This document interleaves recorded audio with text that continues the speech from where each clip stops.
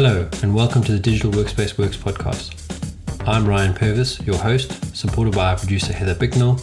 In this series, you'll hear stories and opinions from experts in the field, stories from the front lines, the problems they face and how they solved them, the areas they focused on from technology, people and processes, to the approaches they took that will help you to get to the grips with the digital workspace inner workings.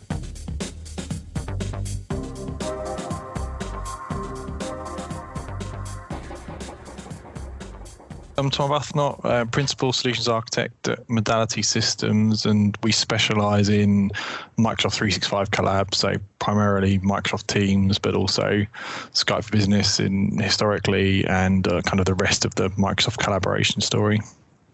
Yeah, fantastic. And then would you mind just giving us a view on what you think the digital workspace is or what it means to you? Yeah, it's one of those phrases of like it could mean anything and everything. I think it depends on the vertical and the organisation and everything. But I mean, broadly speaking, it's kind of using technology to maximum effect to meet your organisational objectives. So that's a bit of a consulting-y answer, but that's really it. Like, it depends on what your organisation objectives are as to how you might use tech or digital to improve the workplace or the organisation or whatever it may be. Yeah, that's great. Something that I was curious about on your profile, before we go further, because I want to get to answer this question. What does it mean to be a Microsoft Master?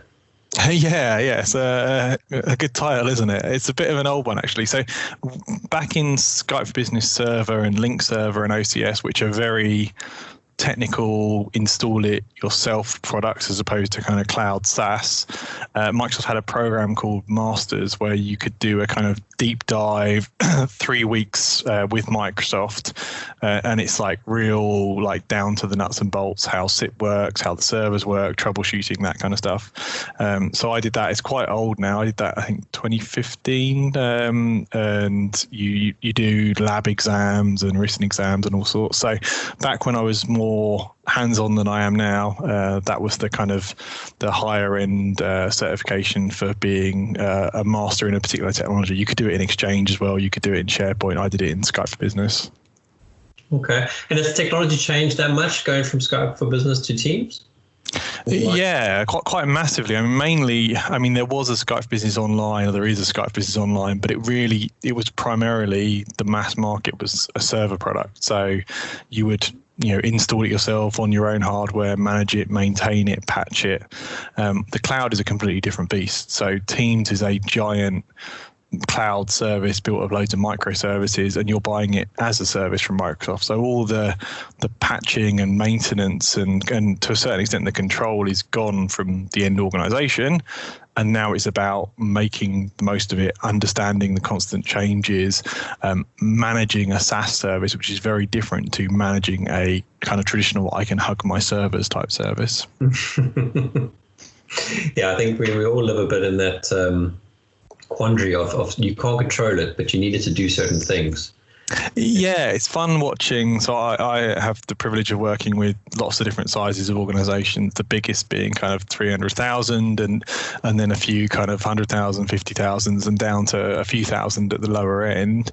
And it's interesting, particularly at the higher end, seeing organizations completely bought into cloud as a proposition by going all in, buying the licensing, spending their millions. And then they start rolling it out and it kind of filters down the org, and the org's like, wait a minute, this just changes? Like, yeah, so how does this affect our change control? It's like, well, I don't know what you've got written out of change control, but Microsoft are going to change it. So kind of understanding the positive implications of buying into cloud, but also the realities of buying into cloud, that you are no longer in complete control. You're jumping on a train that's going in a certain direction, but the train's going to keep going whether you like it or not. Yeah, and that's speed. I mean, I remember back in my days in large corporates, I mean, your change control process was so rigorous and bureaucratic for good reasons. I mean, there's a reason why those things are put in place, but rolling out an update to CRM, for example, or even Teams, where it just happened and you couldn't stop it. I can see people freaking out just at that concept. It is scary for lots of orgs. It's a completely foreign concept in some ways. And what often happens is the decision to go cloud is made at a more of an executive business/IT level. So like we're all in. We've been, Microsoft say it's amazing. We're buying it, and then it filters down, particularly big tens of thousands, multi-thousand orgs. There are whole different departments for each technology sometimes. So then it filters down. It's like, well, this is what you've bought, and it's quite funny. I often end up in the situation as a consultant. I don't work for Microsoft, but Modality get pulled in to help make the most of the technology you bought effectively. And I end up in a situation where they're like, well, it can't work like that. I'm like, well, it does work like that, and you've bought it. So like let's talk about what you can do to understand it, to deal with the roadmap, to get on the previews where appropriate. Let's deal with the realities of what you're buying into. But it's the way all technology is going. It's not like there's a vendor out there that's saying, no, the way forward is controlled servers and you control your patching and you have it all in your own org. And all the big vendors are kind of agreed, and the market's agreed, that the net, the ability, the innovation you get from SaaS, the ability to turn it on and off like a tap, that's an upside that warrants the kind of speed of change impacted on the business organization. Do you not see a level of hybridness coming to that? So you'd have some things that would be cloud hosted, and you would have some pieces on the edge that would be not necessarily controlled by the customer, but you could control it. They could be two different states, if that makes sense. Yeah, it depends on the technology. So my world is mainly comms and collaboration, and in my world, definitely. So, for example, your telco connectivity in Teams is usually via a traditional telco. So somebody is managing that piece. Could be the customer, could be the telco. But if you go hybrid, you're kind of getting the best and the worst of both, because now you've got a team that has to look after the servers and a team that has to look after cloud, and you have to comms to your customers. So I think different technologies might warrant being either hybrid or on-prem for some things and in the cloud for others.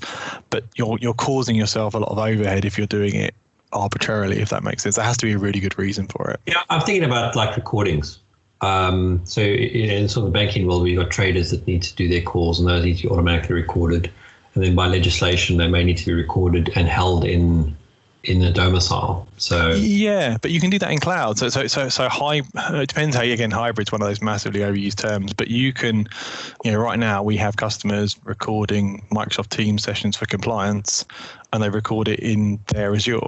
So it's still in the cloud, but it's their tenant, and it's geolocated to the correct region for compliance. But is that hybrid? I mean, they control some of it and Microsoft controls some of it, so maybe, but it's definitely not in their data center. Yeah, no, I'm just wondering. I was thinking about some of the banking sort of concerns that I was listening to in a meeting previously, and then one of those things was they wanted to have the recordings on premise on their environments, and then have and still have a cloud copy, but have this sort of two states for repudiation.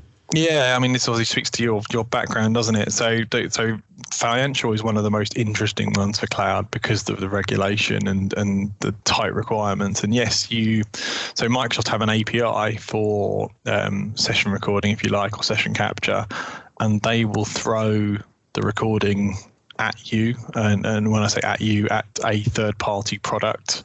So there's 8 or 9 certified vendors for this, and they catch the recording and store it, and that can be 100% Azure. That could be all the recordings are kept in a data center you control under your own lock and key. But the decision for where to put the recordings, usually the compliance is about actually having control, an audit trail, and as you said, like in the correct region or the correct country or the correct legislative area. It doesn't say it has to be in your data center, it has to be in Azure or AWS or any other cloud provider. It's more about meeting the regs. So we're seeing more and more acceptance of it can be cloud, but to the correct regulation still be okay. Yeah, no, that makes sense. I remember back in the day when SharePoint was bought and turned into, let's say it was 2003 or so. I think that was the version. You're going back now. Back 10 years, I think, more than 10 years, sorry. Yeah. Almost 20 years. But one of the things that I remember hearing in a conference, and this was sort of when it was 2003, then it went to 2007, and it was 2010, that SharePoint would be the new desktop. And the idea is that everything would consolidate into SharePoint. So you would have, your search would work across your desktop and then into SharePoint as well. You would have your email coming through SharePoint through sort of Outlook widgets and all that kind of stuff. It seems to me that the same thing's happening with Teams. Teams is becoming the new workspace or the new workbench. Yeah, definitely. And desktop is a kind of code word for the center of your life, isn't it? So it's like where you spend most of your time is really, and whatever's the hot technology that gets said. So it's definitely been said about Teams multiple times. I think email, it still has such a hard grip on a lot of the ways people work. I think Outlook is still a strong contender for like spending lots of your screen time, but we're definitely seeing Teams, certainly for internal work processes, taking over that, particularly if you look at the way collaborative workspaces work. If companies properly adopt that practice of having a group chat space, and the same thing can be said of other technology vendors, but this common denominator of having a group chat space with apps and files, if you can get that planted in your organization, then definitely. I spend most of my day in Teams because all my projects live in Teams, all my files live in Teams, all my internal comms live in Teams. Still with federation and guest access and things to external orgs, that's increasing, but Outlook is still about. But net, definitely Microsoft see it as a front door to Office 365, and they see Office 365 as where you work. So yes, they expect you to spend a good amount of time with Teams as front of screen for you. Yeah, I mean, myself, Dominique and Heather and John did an exercise of trying to cut down email. I mean, for Dominique, it was a complete cut down to almost zero. I think he got to zero. For me, it was a slight reduction, maybe 25% less, and pushing that into Teams. And I can definitely see it working, and it'll work better as Teams matures. I still think it's a fairly clunky experience. But I can see that there's so many, and sometimes I watch the emails fly backwards and forwards. There's so many conversations that are in email that don't need to be in email. So it would be ideal if you can get it into a sort of persistent chat world. And I think the biggest challenge to that is people have grown up with Skype for Business, which wasn't persistent chat. Yeah, that's a really good point. And like, there's a difference. We spend some time on this with organizations. There's a difference between Teams chat and Skype for Business chat. So Skype for Business chat had a chat history you could go and look up, like an audit trail, if you like, a personal audit trail. But it wasn't persistent between sessions. So it was instant messaging.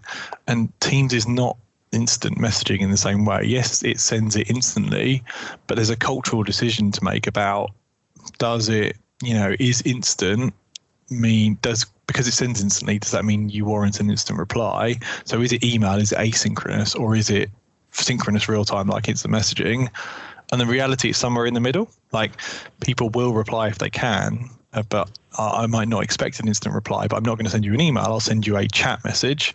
So there's some cultural changes there, which we're all working through around. I had a really good conversation about, is it okay to send a Teams chat message out of hours? Because are you inferring you need an instant reply because you sent the chat message, but you'd happily send an email out of hours because that's not inferring you need a reply instantly. So I think every org has some cultural decisions to make around how they treat this new continuous async comms environment. Yeah, no, exactly. It's funny because we were talking about this with someone else, and if you look at somewhere like in the French work culture, you actually not allowed to check email outside of work hours. You can't send email out of work hours, I think, as well. Yeah. Whereas an instant message would be probably classed the same. Have you had any customers sort of come back to you on that or not? Yeah, it's definitely a conversation point. There's like you say, France is one of the countries that has fairly specific regulations. There are some features in Teams now. I mean, you can set quiet hours. You can also set some not country controls, but like controls around when it will notify you and not notify you centrally to meet some of those regulations.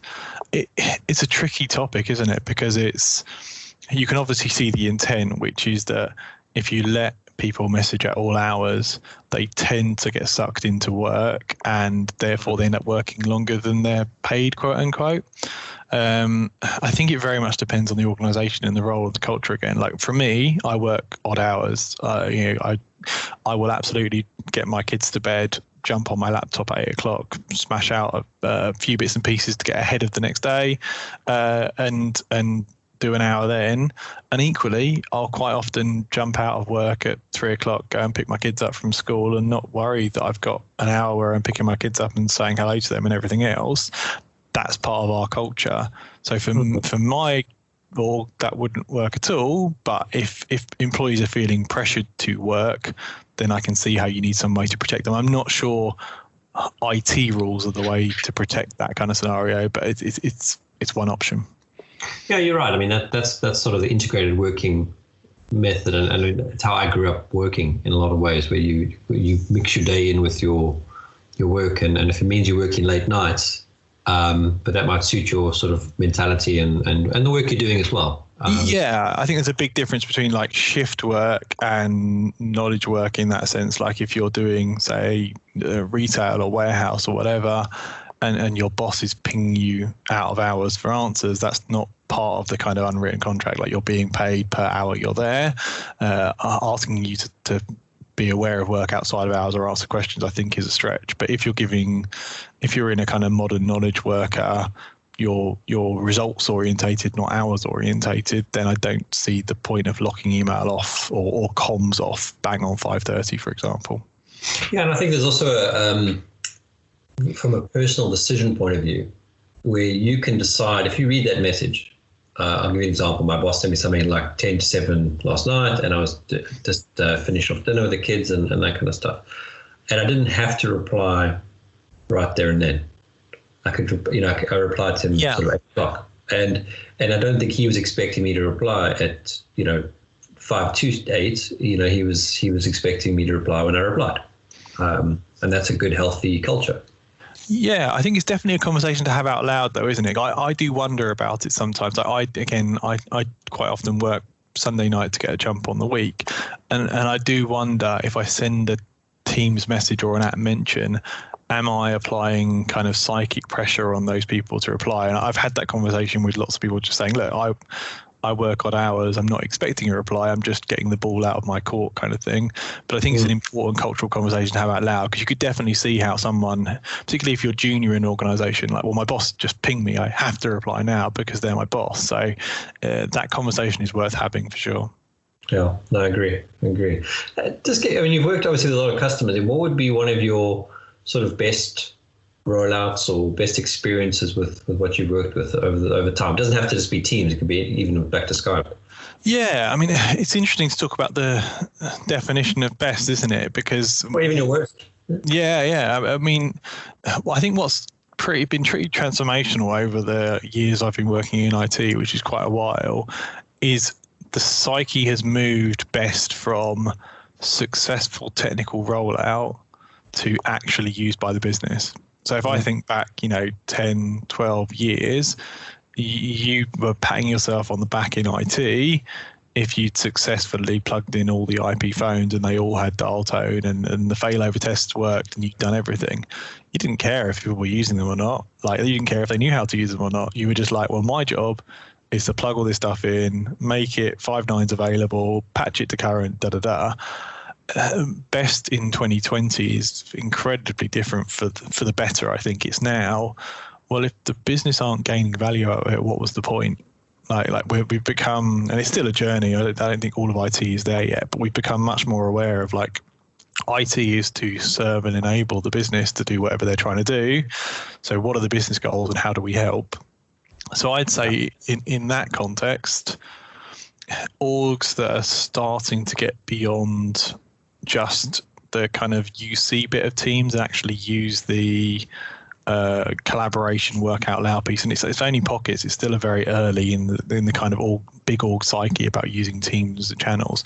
But I'm seeing things like the organizations we work with move knowledge workers and projects into sprint type methodologies to have stand-ups, talk out loud, have a backlog, use Teams for all of that stuff. That is really, really transformational for the better of the business, I think. Yeah, it's interesting you make that point. You instantly, I thought of a book I read. I can't remember what it's called. I'll find the name. But basically, it's how the U.S. military changed their approach. And they were the sort of this very structured, hierarchical organization. And they moved to this one and a half hour meeting every day. So their version of a stand-up, with it flowing out into sub-working groups. And basically, they went from being this very hierarchical thing to this very networked nexus. Because their biggest problem when they were fighting, I think it was in Afghanistan, is that they couldn't respond fast enough to the enemy because the enemy wasn't what they'd expected it to be. The enemy wasn't a hierarchical structure. Yeah. They just moved organically on made decisions on the ground, and in the meanwhile, the orders went from the ground to some commander. It takes a week to get the decision back. That kind of thing. That makes sense. And by going to this 1.5 hour a meeting a day, it was anyone could. I mean, I can't remember the ranks that were involved, but I think they had ranks that, down to the privates potentially that were allowed to join this call. And if they needed to say something, it could be said, and a decision could be made either right there and then, or they would split out quickly and have a side meeting to make that decision and come back. So very, very dynamic world. And what I've seen in the organizations that have done well is exactly what you've said, is moving to the sprint agile approach. And it doesn't have to be all of the tenets of the methodology, just a basic one meeting a day, what you're working on, what you block by, and what have you done, gets everyone on the same page very quickly. It also cuts down the number of other meetings you have to have, or that means you do have them more focused. I'm so converted to the methodology, and so part of my role at Modality, I wear a few different hats, is product ownership of some of our reporting products. So I do a daily stand-up with Dev. We have, we do sprint, we have the board, we have impediments, all that good stuff. And it took me a long time, but I'm so converted to it. I think the biggest challenge with it, to your point, is there's a lot of slightly weird insider terminology like impediment and PBI and sprint and backlog. Like when you get your head around all the crazy terminology, it does boil down to that, like a clear list of things to do, clearly planned and prioritized ahead of time, with execution, with accountability. That's all it really is.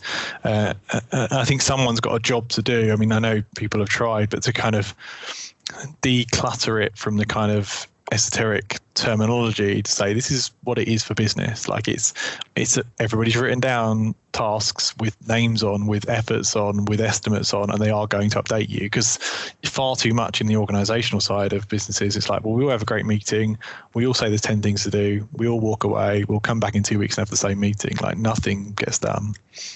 Yeah, and I think there's a level of trying to avoid the fire drills. So you can have every morning there's a new fire drill that really, in a normal day can wreck your day. But by having a sprint with deliverables and stuff, when something comes in, you're like, well, if we do this, it's going to affect the sprint deliverables. These are what we committed to. These are things that we signed off on. Do you still want to do it? And there's that hesitation that you need. And sometimes you have to drop something for the fire drill, and most times you don't. Yeah, that's a really good point. And I point this out to our dev team sometimes. I'm not sure they believe it. You live quite a blessed life if you work on pure sprint methodology, because essentially someone's saying, like, you've only got this much time. This is what you're committed to the next 2 weeks, and I'm going to completely leave you alone to do that. I mean, that's not business, because new opportunities come in and priorities change. So 2 weeks is quite a long time on the business side as opposed to the development side. But I mean, there's the other side of that coin, which is I see business side try to adopt sprint methodology and not have any time to commit to the outcome. So they'll make a big list of things to do. They'll all put names against them, but they've all got their day job to do as well. So it really focuses the mind on what is actually important. Like, we all sat here and said this is important, but is it important enough to drop other things? Because if it's not, let's just be honest, we're not going to do it. And that's a tough conversation to have, but I think it's really healthy. Yeah, I mean, it comes back to expectation management. I mean, that's in communication. If you can't do those two things, then nothing else really works. Yeah, and I think with this, we were talking about it on our pre-call, but like everybody working from home or working remotely now because of the world events, and probably continuing to do so, that transparency around what everybody's doing, how they're doing it, daily updates, and having out loud workspaces, so chat updates and things, so you don't have to jump everybody onto a meeting every time you want an update. I think that's going to become more prevalent, because you can't have the same thing you have in a physical office where you can all just sort of ad hoc hear each other's conversations and cohesively know where you're going. You need a bit more structure, I think. Yeah, and they're people in different situations. I mean, I've got a young son and a baby on the way. I think you got kids as well. Yeah. So they need attention too. You don't necessarily want your children to grow up being nannied by Netflix. You want to sit and spend, like, I built a train set with my son yesterday for an hour. And I took him to the playground for an hour, and I still worked, my sort of normal work day. Just happened to be, till 2 o'clock this morning, but that's a different kettle of fish. Whereas some of the other guys they're not encumbered by children, or their children have left home already, so they can work 7 to 3 or 9 to 5 or whatever they have to do. Speaking to customers, etc. And it's trying to find those overlaps, and by having some common methodology, which is like a sprint methodology, the work still gets done, and it's results orientated. And results orientated is the key phrase. That is it. And it's funny, like, I've worked at Modality for nearly 10 years now, and I'll leave the office at whatever time and I'll come at whatever time. We do whatever. We have a very healthy culture on that front. But one of the sales directors who's gone now, would occasionally throw a joke as you walk out the office at 3 o'clock, like, "Oh, done for the day." And it's like, well, I get paid by results, not by the hour. Like you're paying me to deliver stuff. Like, whether I work an hour or 10 hours doesn't make any difference. It's results orientation. I think it's a bit flippant, but I think that's really important to understand. Like, if a knowledge worker is delivering the value, it doesn't really matter how long it takes them. You're paying them for outcome, really. Yeah, we used to have the same joke when I started. It was, "Are you working a half day?" Yeah. But in a small business, it is a bit like that, because you are doing, guys are passionate about it because it's small. It's still a collective family in some senses. So there is a bit of a jibe and a competitive nature. Where in a big corporate, I used to laugh at 4 o'clock. The chairs would be spinning as people left. Yeah. But it's. If you're managing by seeing people are at their desks, I think you're flawed. Do you know what I mean? Like quite often there's a lot of kudos given to the person that gets in at 8 o'clock and leaves at 7 o'clock. They could be playing Minesweeper for half the day. Nobody knows. It's just they appear to be at the office a lot. I think that's not unusual. We've certainly spoken to a lot of organizations. We do adoption and change management culture stuff, and some of that conversation has been, well, how do we know our people are working? How do we know they're productive? Because you don't say, like, how do we know they're working? Because that sounds like you're, managing them in negative. Like, how do we make sure they're productive? But the reality is they had no process in place to do that when they were in the office. They just were like, well, because they were here before, so they were working. I'm like, well, were they? How did you measure their output? I don't know. They were in the office. It's a very interesting thing you bring up there. In fact, when you mentioned experience, I wanted to bring it up, talk about that as well. So there's probably a two-parter to this. So the one aspect to this is we used to, I still use the tool now, a digital experience monitoring tool that measures what's going on the desktop. So how much time are you spending in applications? Yep. What websites you're browsing? It's looking for faults, errors, all that kind of stuff as well. So it gives you quite a nice endpoint view. Where that becomes interesting in talking about experience, it's not just about the sort of state of the device, but it's also the user's perception of what they're doing. So if Outlook's slow when they're trying to use it, or their boot up process is slow, all those things affect the perception. But you need to have something that gives you metrics that's not opinionated but more empirical.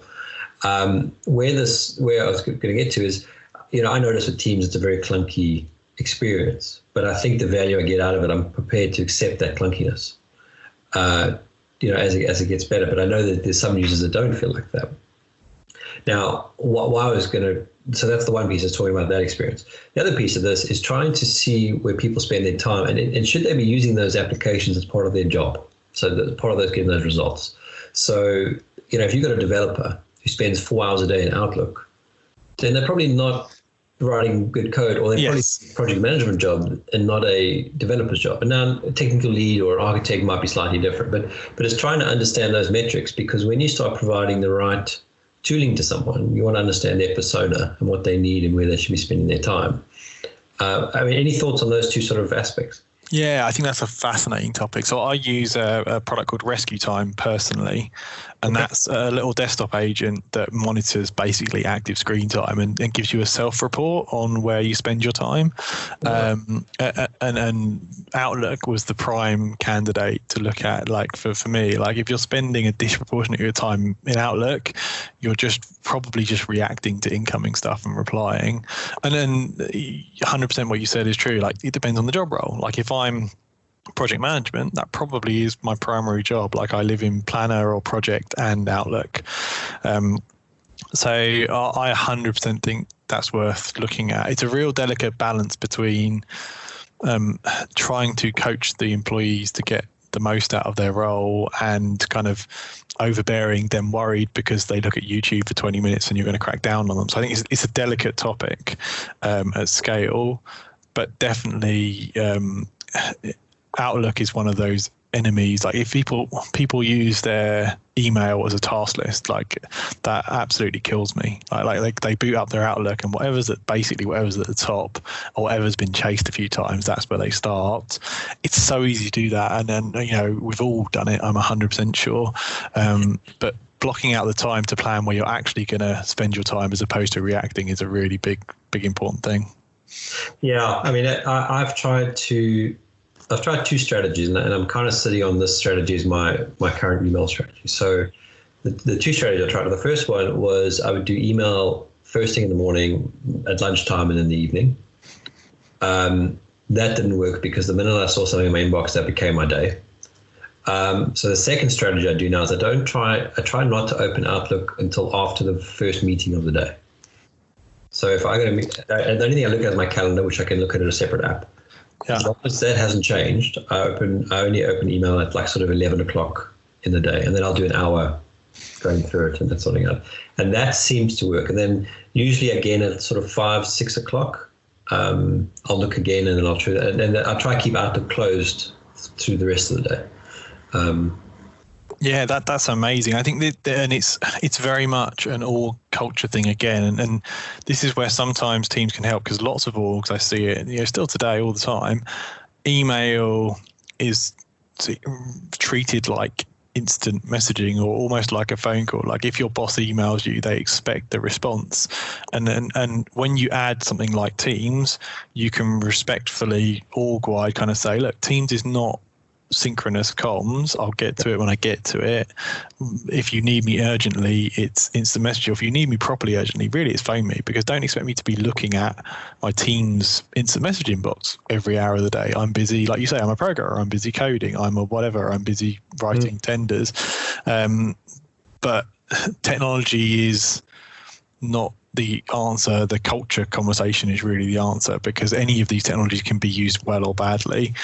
Email is just the common denominator of badness for task list, for quick replies, for ill thought out comms. Like it's the common denominator, unfortunately, for a lot of those evils. Yeah, you're so right. And I was actually, funny enough, I did it this morning, and usually I don't do it, is I looked at my email in the morning and I started replying to stuff, and I was like, what are you doing? You're wasting, like, this is your good brain time. It's so tempting though, isn't it? Because it feels like you're getting stuff done. Like it's, all that work being done in kind of all the casino kind of keep you hooked on casino games, and now the modern iPhone type games, like all those buzzes you get from ticking things off or winning things or climbing a pointless game ladder. It's the same thing in email. You're like, I got 12 things and now I'm down to 6 things. I've done 6 things. Like, well, you've not move the ball forward on anything that's important to the organization. You've just replied to 6 emails. Like it's a real easy thing to get sucked into, and you could spend your whole day in Outlook and achieve very little potentially, but you're like, well, I got 100 messages done. So what? Has it impacted? Yeah, I actually had a good friend. He used to call those days F9 days. Yeah, send and receive, because that's when you spend all day in email. And this was back in the days of communication server and link. That's funny. Yeah, my team used to tell me they knew when I was on a flight because I have again, another great tool, Simplifile, that's an Outlook plugin for managing email, and you can folderize email on send very easily and folder it coming in. And I have a waiting for folder and a review folder. So this has become less impactful now. I use Teams, but I would still, for external emails, if I'm waiting for a response, I send it and it lands in my waiting for folder. And whenever I would get on a flight, I would smash through that folder. There'd be potentially hundreds of things in there. So I'd land, and this is pre 3G being common on planes, but I'd land and hundreds of emails would go out chasing up for things that were like months ago. So it's I know what those days were like. It's definitely different with Teams. Yeah, no, I must get that add-on for you because that sounds ideal. It's really good. Highly recommended. I mean, it's one of the things I miss about Teams now is all of my project conversations are in channels in Teams.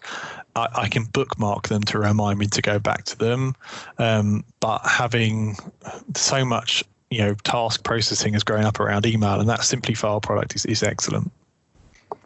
Okay. So that's something that I have found slightly frustrating with Teams is the ability to find things. You got like Teams inside of Teams, which doesn't make sense to me. I don't know why they haven't. Yeah, the naming's brilliant, isn't it? Half of training is saying whether you're talking about Microsoft Teams, the product, or Teams within Microsoft Teams, the Workspace entity. The other thing I wanted to ask you is, I mean, do you have sort of a best practice on how to set up channels versus Teams, like sort of? Yeah. Again, it depends. I'm a consultant, right? But Teams is super easy if you're a person who has 1 to 3 projects you focus on. Like, it is absolutely brilliant in that scenario. Like, you're doing 3 projects. You're doing an RFP for a sales thing. You're doing an internal project to get you through ISO accreditation, and you have a regular group of people who work together on something else. So you've got 3 spaces, and those are teams. The members of those teams all relate to those projects, and then channels separate topics of conversation or areas of conversation. That people find pretty easy. Where it gets harder is the reality of that's hardly anybody. Like most people are involved in 10, 12, maybe more projects, or they're a little bit involved. So a lot of it is getting your mindset out of, if I'm in a team, I have to read every message. So if you think of a team, to kind of use a physical analogy, if you think of a team as an office and the project has an office, and if you think way back to when literally you would have like a war room or an office for a project, in that room, you'd all come together to communicate. You'd store your files in there. You'd have whiteboards and things pinned up on the walls. Like, it would be a physical space where everything about that project lived. That's a team. Now, certain people are allowed in that office, and certain people aren't. That's your team membership. So, but just because I'm allowed in the office doesn't mean I'm in the office 24/7. So you can't just assume I'm reading everything that's in that office, or if you shout in that office, everybody hears it. And this is the conversation to have: is a team is a space where you work, members are allowed in, but how you agree to communicate depends on the project. If it's a project of 5 people who are only on one project, posting a message probably means all 5 people will read it. If it's a project where there's 20 people anecdotally involved, you can pretty much assume they won't read every post unless you specifically mention them. So therefore, it's okay to be a member of a team and not read every message. Don't feel like you're wed to read everything. The project is ongoing. You just have the opportunity to jump in and look at the walls and see what's going on with the plan, but not the requirement to do so. Yeah. And once you get your head around that, I'm a member of like the Modality, I'm a member of easily like 60 teams. At any one time, I probably care about 5 or 10, but people can mention me in the other teams if they want me. Otherwise, they'd assume I'm not paying attention. It's quite a hard psychic thing to get over, to be members of so many spaces where things are going on and not feel the necessity to be engaged with every single one. Yeah, and I think that comes back to either the cultural thing we've all grown up with, where you've got to be on top of everything, or there's that Pavlov's dog thing where you see a a red icon and you need to chase down to see why it's not red. Yes, yeah, and judicious use of you can mention entire channels or entire teams, and that would alert everybody who's a member. That gets overused. Like I hate it when I see people posting news articles and they mention the entire team. They're like, look, it's like nobody needs an alert for that. Like it's a news article. They'll get to it when they get to it, or they won't, and that's okay. And it's not a judgment on anybody that does that. It's just training because they don't realise that's not the right thing to do. And conversely, people that post into general and have an expectation that everybody will read it when there's 50 members and they've all got different jobs to do, that's not the right expectation either. So again, culture, training, adoption, all the stuff that classically IT weren't the best at is more and more important. So the typical Microsoft way of working with the product is version 1 is okay, maybe crappy. Version 2 is sort of all right. But then if version 3 becomes really, really good, and then version 4 normally sets the world on fire. I mean, is that where we are now with Teams, do you think? We're sort of in a 2 or a version 3 potentially? Yeah, so definitely that's the classic, isn't it? The version 3 thing. I mean, we're 3 years in. There's the versioning is much more incremental in Teams because it's a giant cloud service, so it's growing all the time. But we've definitely, I think, last year hit a level of maturity where it went from, like, it started off as more or less a kind of skunkworks project. It was a very tight small group out of the Skype group, and clearly it usage wise, I mean, 75 million daily active users, clearly it's a thing now, and clearly the masses are here.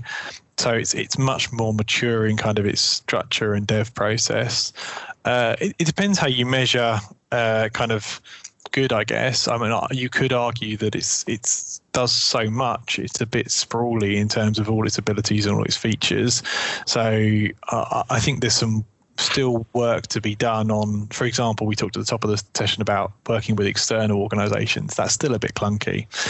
There's still work to be done there, but as an internal tool for what it is, I definitely think it's powerful and robust. Yeah. No, I think probably, I mean, Zoom is probably the one that's at the head of the thing. I mean, with all their security issues and that sort of thing, from an adoption point of view, people just use it. I mean, Zoom's become the verb. Yeah, but isn't that fascinating? Because yes, 100%, and I see that too, and we see that in some of our biggest orgs. Zoom is primarily an online meetings platform. They've got some chat and they've added phones recently, but that's sort of the easiest thing to adopt in a way because everybody knows what an online meeting is. Everybody knows how to schedule it. Everybody knows how to click to join it. Now, that's not to take anything away from Zoom. Their platform has been really powerful, really easy to use, really good on bandwidth. So a lot of the cloud benefits they nail. So I don't want to take anything away from them. But comparing Zoom to Teams is interesting because Teams is also collaborative chat. It's also apps. It's also bots. Meetings is a piece of the puzzle.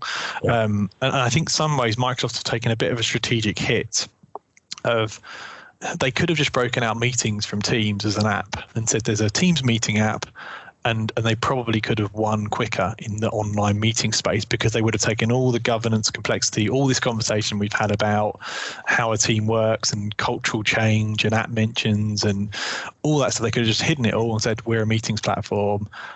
We're bundled in Office 365, go. And I have no doubt in my mind that would have increased usage of online meetings for Teams very quickly.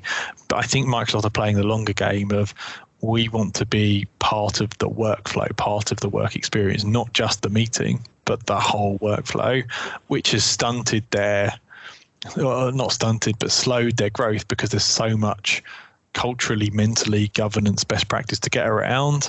But I think if you look out 5 years, like what's going to be different about Teams and Zoom in terms of online meetings? They're broadly going to be the same thing. The win is going to be being the center of people's work, or like you said at the top of the session, the desktop. Like that's how you have the user, is if you own the workflow, the desktop, the whole experience. Yeah, and that's why I asked the question. Sort of we're heading into that V4 world where it now becomes it is the center. And the maturity is there. And I think the other thing which any other vendor will struggle with is the integration with Microsoft. As Microsoft is opening up its to any integrations, nothing should integrate with Microsoft like Microsoft products. Yeah, and they're being unusually level playing field about it too, which is funny because they have API integration. There are third-party phone providers who have written soft phones that pin into Teams like a native app. You can join a Zoom from Teams. So in some ways they're allowing others to get into Teams as an experience. But you're 100% right. It's Microsoft and Microsoft, and there's always a better way for Microsoft to do it for themselves. So it's a very formidable challenge in the collab space. I mean, all Microsoft have to be is good enough to not justify spending another $12 on another service. Yep. So even if the other service is better, it has to be exponentially better, because who isn't going to have 365? I mean, you need email, you need some kind of file store, you need some kind of collab platform. Buying those all bespoke is tough. I think 365 is the common denominator for most orgs. Yeah, I mean, I know there are some organizations that have gone with what's it called, Google Apps. Yep.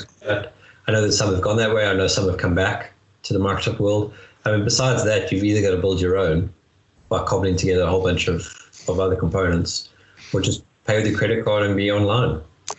Yeah, 100%. I mean, you see kind of Google Apps, Dropbox, Slack, like particularly in like smaller, more nimble orgs who don't have any particular culture or way of working. But if you go into any is a bit harsh. If you go into most larger organizations, they live on Excel and Word, so they need Office. So at the point where you're going to buy Office, like you need email. So you're not going to run your own email servers in 2020. So now you're going to buy Office 365. Oh, you've got SharePoint, you've got OneDrive, you've got Teams. So yeah, I feel for the competitors in the space, because you have to provide so much additional value. That's not to say you can't. Look at Zoom as a prime example, but it's definitely a challenge.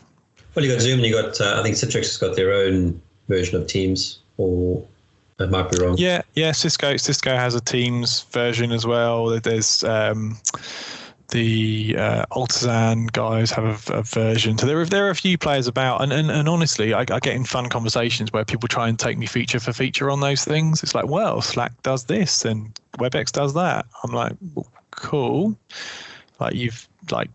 If you want to use those, I'm not here to convert you, but think about total cost of ownership. Think about security and governance and discovery and infosec. Think about all these.